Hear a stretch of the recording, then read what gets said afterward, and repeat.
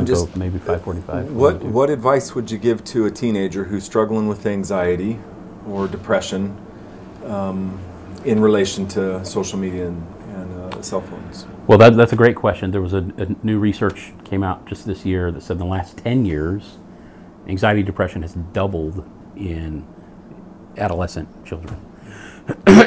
So what's the big change in the last 15 years is digital. And so when kids come in and say, I have anxiety and depression, my first is to assess for how much screen time do they get, how much face-to-face time do they get with anybody, and to try to make some determinations, because those are, these days, that's an obvious go-to, and it's the hardest thing. And I tell kids, well, if we can't manage screen time, we're not going to have a lot of success, because if they spend all of their time there, that they can't emotionally regulate. They need human beings. Do kids believe you when you tell them your anxiety and depression is directly correlated to your screen time? I don't think they are thinking about whether they believe me or not. They're upset that I've said it in front of their parents. And they're feeling immediate withdrawal. They're feeling this immediate sense. And the indignation reveals, they get indignant about it, reveals their dependency on it. Yeah. Right? And so, because they recognize there's going to be a loss. Yeah. And some kids do. And some kids, it's become self-evident in their life that that's an issue. Especially your teenage boys and how much time they're spending in video games. Philip Zimbardo, I mentioned earlier, he says that your average 20-year-old boy has spent 10,000 hours playing video games. That's 2 master's degrees. Yeah.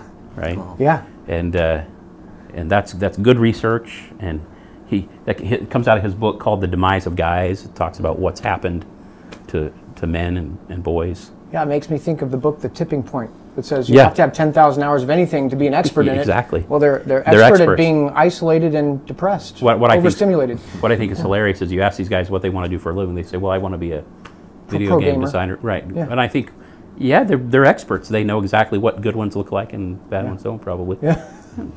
So, it's difficult because if we vilify video games, right, that's not going to be super productive, but it's really about the amount of time and the desensitization that's put there. And it's a real burden on parents. I think parents initially will do those things because their kids want them. They feel like they're being good parents. I know I've certainly done that. Yeah. And they make great babysitters. They really do. I'll tell you, back in about 2007, my son wanted this game, Call of Duty. Everybody's familiar with that game.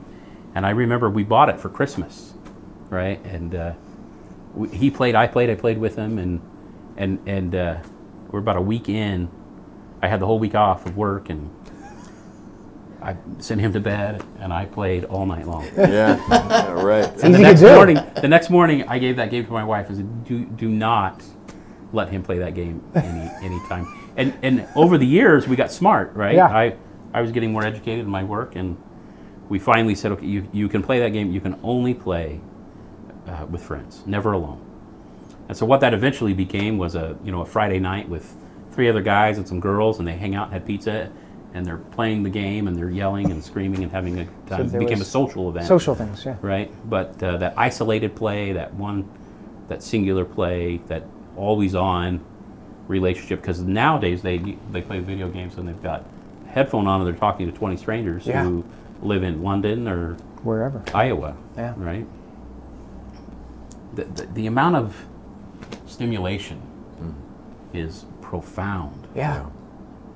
Yeah, I won't play video games because I know my propensity to get sucked in. Yeah, absolutely. And the rest of the world would go away, and my family would starve. And I'm in the same place. Yeah. I totally agree. I see it. It's so appealing to men.